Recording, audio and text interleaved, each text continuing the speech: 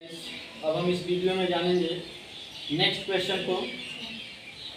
प्रश्नावली 3.1 का question number 6 next question हमारा है, जिसमें हमें दिया गया है क्या, एक समीकरण दिया हुआ है और इस समीकरण से हमें एक्स वाई जेड की वैल्यू फाइंड आउट करनी है, यानी ज्ञात करनी है। तो इसमें देखा जाए तो दो आदमी जो है वो समान आर्डर के हैं, यानी समान कोटि के हैं। 2x2 आर्डर का ये भी है, 2x2 आर्डर का ये भी है, और साथ साथ बीच में बराबर का सिंबल लगा हुआ है। इसका मतलब ये दोनों आव्यूह जो हैं वो आपस में बराबर है। तो दो आव्यूह आपस में बराबर तब होते हैं जब इनके संगत अवयव आपस में इक्वल हों। तो इससे हमको समझ में आ रहा है कि जब दोनों आव्यूह आपस में बराबर हैं तो इनके संगत अवयव आपस में बराबर हो जाएंगे। संगत अवयव क्या होते हैं कि इसका पहला अवयव जो है इसके पहले अवयव के बराबर होगा, इसका दूसरा अवयव जो है इसके दूसरे अवयव के बराबर होगा, इसका ये वाला अवयव जो है इसके बराबर होगा, और इसका ये वाला अवयव जो है इसके बराबर होगा। तब जाकर ये दोनों अवयव आपस में बराबर कहे जाएंगे। तो पहले से हमें दे दिया है कि ये बराबर है, इसलिए हम इन्हें बराबर कर सकते हैं। तो लिखेंगे अब दोनों आव्यूहों के संगत अवयवों की तुलना करने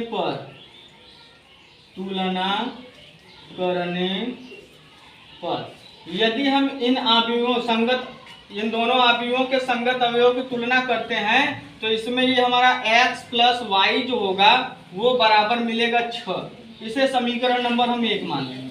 तथा यहां से देखा जाए तो 5 प्लस जेड जो होगा इसके बराबर हमें मिलेगा 5। इसे समीकरण नंबर 2 मान लेंगे। और यहां से देखा जाए तो x प्लस वाई बराबर हमें यहां से मिल जाएगा 8। ये हो गया हमारा समीकरण नंबर 3। तो इन्हीं को सॉल्व करके लगाएंगे। तो पहले हम समीकरण 2 को सॉल्व करते हैं। समीकरण यहाँ पर ये x प्लस वाई नहीं, ये x वाई है। तो यहाँ से लिखेंगे समीकरण 2 से देखा जाए तो हम z की वैल्यू निकाल सकते हैं। तो z इक्वल टू लिख सकते हैं 5, ये उधर जाएगा -5। तो 5 में से 5 गया 0, यानी z की वैल्यू यहाँ से हमें मिल गई 0। अब इसके बाद समीकरण 1 और 3 का हम 3 को सॉल्व करके हम निकालेंगे x और y की वैल्यू। तो लिखते हैं अब समीकरण 1 से हम चाहे x की वैल्यू निकाल लें चाहे y की वैल्यू निकाल लें। तो x की वैल्यू निकालते हैं y के पदों में, y को उस तरफ भेजेंगे, इधर प्लस है उधर जाएगा माइनस हो जाएगा। तो 6 माइनस वाई, इसे समीकरण नंबर 4 मान लेंगे।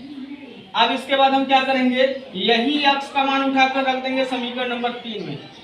ये कक्षा 10 में आप पढ़े होंगे विलोपन विधि, प्रतिस्थापन विधि वाला। प्रतिस्थापन विधि से था हमारा दो चर रैखिक समीकरण को सॉल्व करना, सेम वही प्रोसेस लगाया जा रहा है। तो यहाँ लिखेंगे अब समीकरण 4 से x का मान समीकरण 3 में रखने पर तो रख लेते हैं। तो रखा जाए तो यहाँ हो जाएगा x के स्थान पर रखेंगे 6 minus Y, 6 minus Y multiply हो जाएगा यहाँ से हमारा y इक्वल टू यहाँ से a। तो y का मल्टीप्लाई करो 6y माइनस वाई का मल्टीप्लाई y में y स्क्वायर बराबर 8।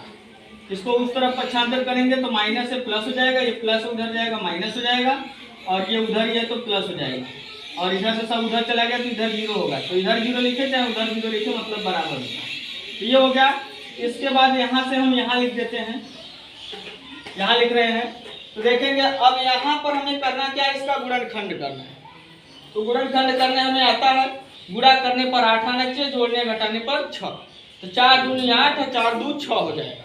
तो इसका फैक्टर करेंगे तो यहाँ हो जाएगा वाई स्क्वायर माइनस के 4y माइनस के 2y प्लस के 4 गुणे 2 बराबर 0। गुणा करने पर 8 और जोड़ने घटाने पर आना चाहिए 6। तो घटाने पर यहाँ जोड़ रहे हैं -4 -2 -6। देखिए ऐसे लिख सकते हैं। अब 2 का पेयर बनाते हैं। तो इन दोनों में से क्या कॉमन मिल रहा है, y। तो y कॉमन करेंगे तो यहाँ y -4 होगा। इसमें से -2 कॉमन करेंगे तो यहाँ हो जाएगा y-4 बराबर 0। तो दोनों में y-4 कॉमन है तो y-4 को कॉमन कर लेंगे तो यहाँ हो जाएगा y-2 बराबर 0। तो यहाँ होगा y-4 बराबर 0 या y-2 बराबर। तो y की वैल्यू यहाँ से हमारी 4 होगी या फिर y की वैल्यू यहाँ से हमारी 2 होगी। तो लिखेंगे जब y बराबर 4 हो तो समीकरण 4 से हमें x का मान क्या मिलेगा। जब y बराबर यहाँ 4 लेंगे तो x वाले समीकरण नंबर 4 में y का मान यदि हम 4 रखते हैं तो x की वैल्यू यहाँ से हमारी आ जाएगी 6 - 4 यानी कि 2। यानी एक आंसर हो सकता है x बराबर 2, y बराबर 4 और z बराबर हम निकाले हैं 0। एक आंसर ये हमारा हो सकता है। तथा जब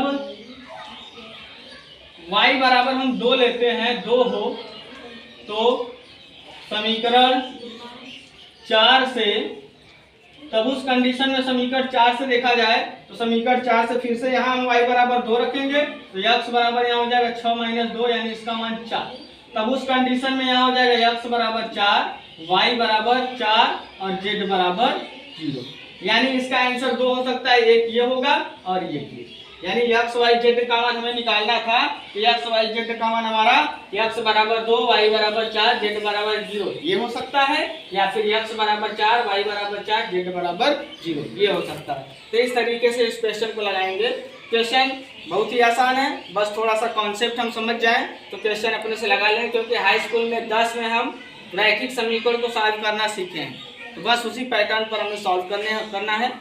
तो इस तरीके से आप लगाएंगे, क्वेश्चन का आंसर आ जाएगा। तो क्वेश्चन बहुत ही आसान है। उम्मीद करता हूं कि आपको क्वेश्चन समझ में आया होगा। आपको समझ में आया तो इस क्वेश्चन को स्क्रीनशॉट ले लीजिए और उसके साथ साथ अपने नोट में इसे इंक्लूड कर लेंगे और अपने मित्र दोस्तों यारों को भी क्या करेंगे, शेयर करेंगे। मेरे चैनल को लाइक करें, सब्सक्राइब करें और आपको ऐसे ही हम पढ़ाते रहेंगे और आपका कोर्स भी कंप्लीट कराएंगे, आपका रिवीजन भी कराएंगे, एग्जाम के लिए आपको अच्छे से वेल प्रिपेयर कराएंगे। तो आपकी तैयारी चलती रहेगी, आप हमारे साथ जुड़े रहिए। अब हम आपको इसका नेक्स्ट क्वेश्चन नेक्स्ट वीडियो में बताएंगे। धन्यवाद।